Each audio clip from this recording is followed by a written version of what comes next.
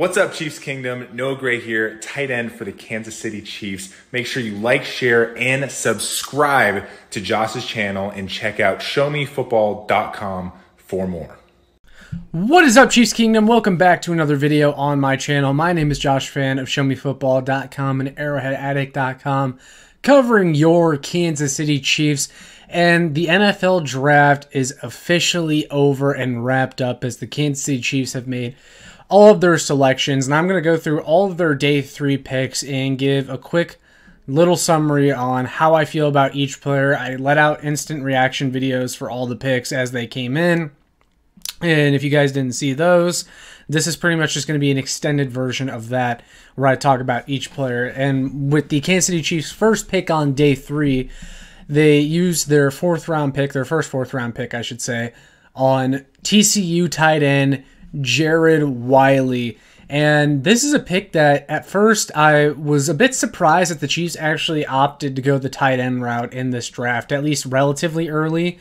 This is the highest investment that they've made in the tight end position since Noah Gray in the 5th round a few years ago. And even when they brought in Noah Gray, most people saw him as having a backup tight end type of ceiling, and that's kind of what he's been so far, is a nice little backup tight end. But Jared Wiley is a little bit different in my opinion. This is a guy that it's cliche to compare him to Travis Kelce, but he has a very similar build and a very similar athletic profile to Travis Kelce. And if you watch him play, he actually moves a lot in the same way as Kelce did when he was coming out of Cincinnati. Real long athlete. I really like this pick. He's got big, strong hands.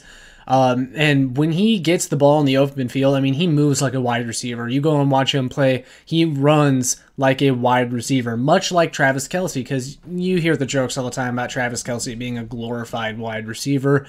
That's kind of what Jared Wiley is, and he's also got some good blocking ability as well from what I've seen and what I've heard. Jordan Schultz of Bleacher Report described him as being a really good blocker too.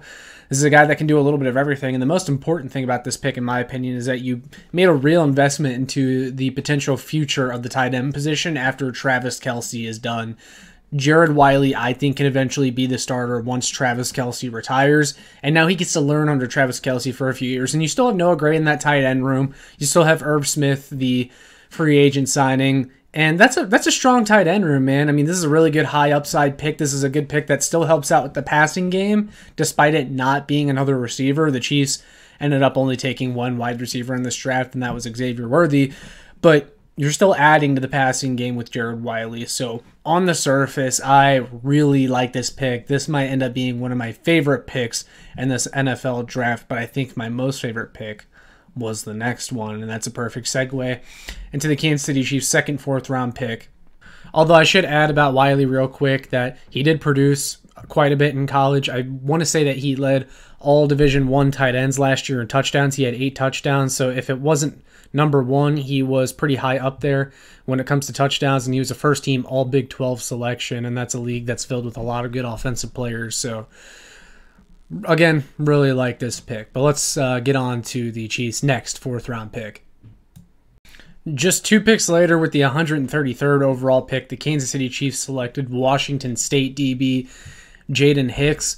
This was Dane Brugler's #1 safety in the draft, heading into the draft, and the Kansas City Chiefs got him in the 4th round. The 4th freaking round. That is a fantastic value in the 4th round to pick up a guy like Jaden Hicks, who is super athletic. He had a really high RAS score, juiced up, can hit and run, very rangy. He played some safety and cornerback at Washington State, which is a perfect fit into Steve Spagnuolo's defensive back room. He likes to use guys all over the field. I think this is another guy that's not going to have one true position. He's going to kind of move around. If you guys remember L'Jarius Sneed, when the Chiefs drafted him, he was a safety at LA Tech, made the transition to corner, and that's where he played mostly in the Kansas City Chiefs defense. I see Jaden Hicks in kind of a similar light. One of my favorite games of his that I've seen so far is when they played against Washington. Washington State almost upset Washington, and part of that was because of the defense's performance, and Jaden Hicks was a big part of that. He had an interception on Michael Penix Jr. in that game. Really good ball skills. That's another thing I like about him, is that he has good ball skills. And if there's one complaint I've had about this Chiefs secondary over the last few years, is that they have awful ball skills. But Jaden Hicks brings some of that to this Chiefs defense. So this is a very high upside pick. Again, Dane Brugler's #1 safety in this draft, and the Kansas City Chiefs get him in the 4th round.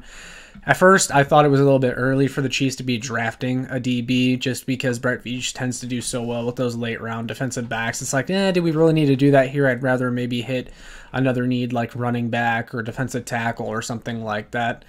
And no, the Chiefs went ahead and got Jaden Hicks, but I understand it because of how good of a value that it was at that spot. And it's another defensive back for Steve Spagnuolo to play with, and will help us transition from the L'Jarius Sneed era quite smoothly. In the 5th round, with the 159th overall pick, the Kansas City Chiefs selected Penn State center Hunter Norzad. And I was quite a bit intrigued with this pick because I did not expect the Chiefs necessarily to go interior offensive lineman at that point in the draft. And a lot of people are wondering, why did they go interior offensive lineman? Because a lot of us, like myself, wanted to see them on day 3 grab a defensive tackle or grab a running back. They didn't do that. They didn't come out of this draft with a running back or a defensive tackle. And I'll talk about that a little bit towards the end. But they end up grabbing a center who was 2nd team All Big Ten last year, and then he was a honorable mention the year before for Penn State. And then he originally came from Cornell, so he had to work his way up to the Power 5 level. And he plays pretty nasty, man. He's a big, strong player, good athlete, a little bit undersized, but he provides some versatility. He can play either guard or center, and I think that's important to note because next year, Creed Humphrey's coming up on a contract year. Trey Smith is coming up on a contract year. Joe Thuney is approaching the end of his contract with the Kansas City Chiefs. There's going to have to be some tough decisions made there. And to me, this pick indicates that the Kansas City Chiefs do not plan on keeping all 3 of those guys. And I think most of us knew that, but this is the Chiefs preparing for the future. This pick was for the future. Also, a lot of people kind of compared this to like Nick Allegretti a few years ago when the Chiefs grabbed him in the 7th round. That was a first guy off the bench, can fill in a bunch of different spots, and in an emergency he could step in and play guard or center if you have an injury or you have to shift the line around. He'll be a part of that rotation. And I could get on board with that. This definitely strikes me as a Nick Allegretti type of move, but it also strikes me as a move as a guy that could step in if the Chiefs decide to move on from Trey Smith and you're getting ahead of that curve, not having to address that next year because you'll already have Hunter Norzad waiting in the wings. And I think he's a good scheme fit for the Chiefs. I like what he's able to do in run blocking.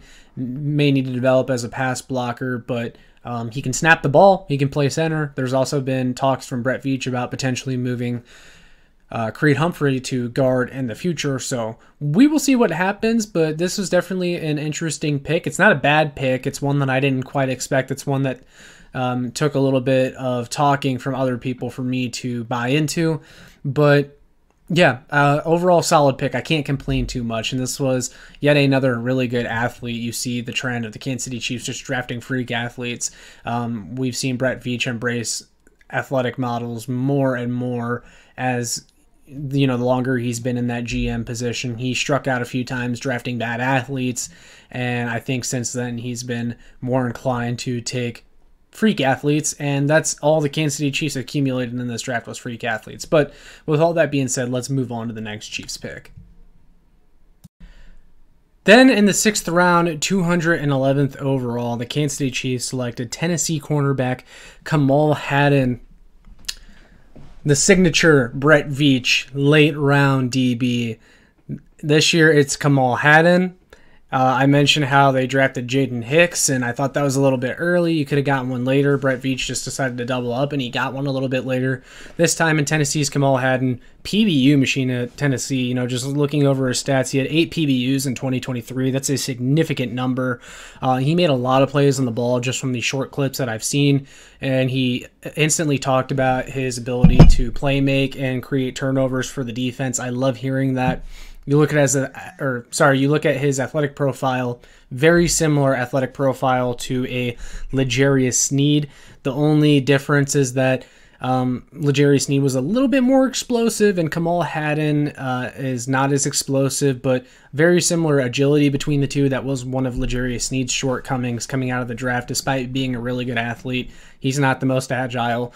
Shorter, quicker slot receivers gave him a little bit of trouble. I would expect the same for Kamal Haden, but this is yet another guy who can play on the outside, can still probably play some slot.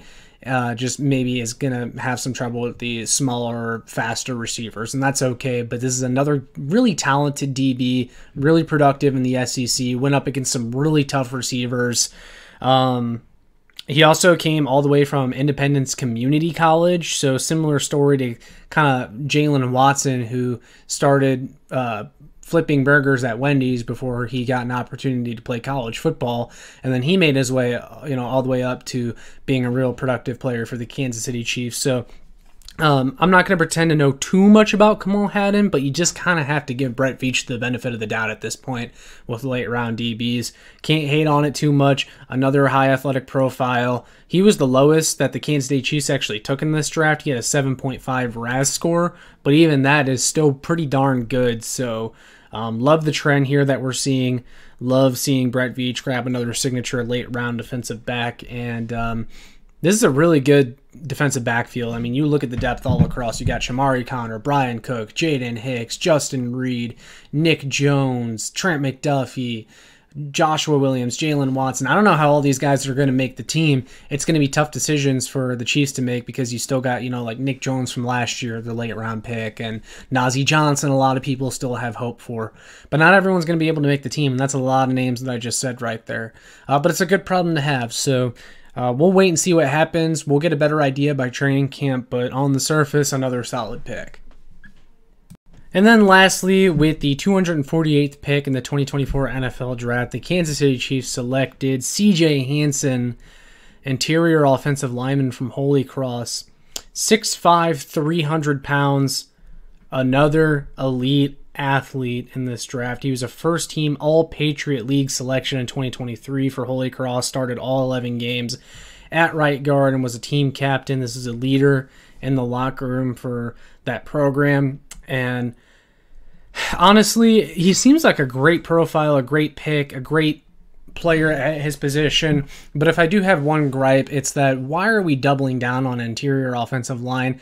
I get what I just said a minute ago about, Trey Smith, Creed Humphrey, Joe Tooney, and their futures and how there's some uncertainty there, but that definitely still feels like a problem that you would have all of next year to address in the next draft cycle, in the next free agency.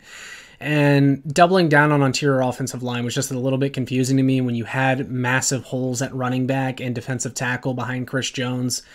It just seems a little bit of an unnecessary pick, but I can't hate on it too much just because it is a 7th round pick, and if the Chiefs liked somebody else, they might as well have been able to get them at a UDFA at this point in the draft. And that's probably what they did, the guys that they did sign as UDFAs. And I'll probably have a separate video on UDFAs later on to talk about the ones that I really like. But yeah, I just am a little bit confused as to why we needed to double down on interior offensive line. And similar to what I said about the defensive back room, how are all these guys going to make the team? Because a lot of people still expect the Chiefs to sign a veteran like Donovan Smith to the offensive line room, and then you'd have Donovan Smith, Kingsley Suamataia, Hunter Norzad, Wanye Morris, it becomes a little bit of a logjam, and I don't know how you see someone like that making the team, but it seems like he does have a lot of upside, so I'm not going to sit here and complain too much about a 7th round pick, but just a little bit confusing when you had holes at other places, and it was the 7th round of the NFL Draft. But I'll go ahead and wrap up there. I did say that I would address that the Chiefs didn't address running back and defensive tackle. A little bit disappointed by that. I really thought those were two of the weaker positions on this team, right behind wide receiver. You're going to want to bring in defensive tackle help for Chris Jones as he gets older, and just that room behind him was pretty bad. I know Mike Pennell had a good Super Bowl, but he's on the older side. He's coming back on a 1-year deal. He's not someone that I expect to start all 17 games. If that is what the Chiefs are expecting him to do, they're setting themselves up for failure. And then you guys know my strong thoughts on Clyde Edwards-Helaire. Right now, he is in line to get meaningful touches next year. Why? Why? Come on. We've done that for too long. You need to bring in a running back behind Isaiah Pacheco that is serviceable, that can play on third downs, that is not Clyde Edwards-Helaire, because Clyde Edwards-Helaire is a drive killer. He averaged 3.2 yards per carry last year. I don't care what good moments he had. That is a failed draft pick that for some reason this front office cannot seem to let go of. Luckily, the Chiefs did sign a couple of UDFA running backs, and I'll talk about them in my UDFA video, but both of the running backs that they did bring in are a little intriguing. And then they brought in an intriguing defensive tackle prospect that I like, but at this point with the defensive tackle room, it seems like they were running it back for the most part. I kind of warned everyone of that, and everyone was like, it's okay, we still have the draft. Whenever they were re-signing Derek Nottie and bringing back Mike Pennell and Tershawn Wharton, it's like, okay, but are we going to add anyone? Are we going to raise the ceiling there at all? At this point, I think the potential for a raised ceiling lies within the development of Neil Farrell Jr., who the Chiefs gave up a draft pick for last year, and then Isaiah Buggs, who's on a futures deal. And I like both of those guys in their upside, but I really felt like you needed to draft a defensive tackle. But I can't complain overall too much about the Chiefs draft class because they did get incredible value at quite a few picks in this draft, and they did address some pretty big needs. So for the most part, real solid draft. If I had to give it a letter grade, I'd probably give it a B+. Some things I would have liked to seen done differently, but really good value. You addressed the top couple of needs in the first two picks, which was wide receiver and offensive tackle. And then, this is, honestly, I could say comfortably that this might be one of my favorite Brett Veach draft classes, and he's had some pretty good ones so far. But this might be one of those draft classes where every single pick ends up being a contributor in some form or fashion. And that would be a first for Brett Veach. So I'm going to go ahead and wrap it up there. But I want to hear your guys' thoughts on the draft class, what you think. Do you agree with me, disagree with me on any of these? Let me know what you thought of the Kansas City Chiefs draft class as well as their day 3 picks. Would love to hear from you guys down below. With all that being said, make sure you like, share, and subscribe so more Chiefs fans can find this. And make sure you check out my work on showmefootball.com and arrowheadaddict.com for more. I'll see you all in the next one. Go Chiefs!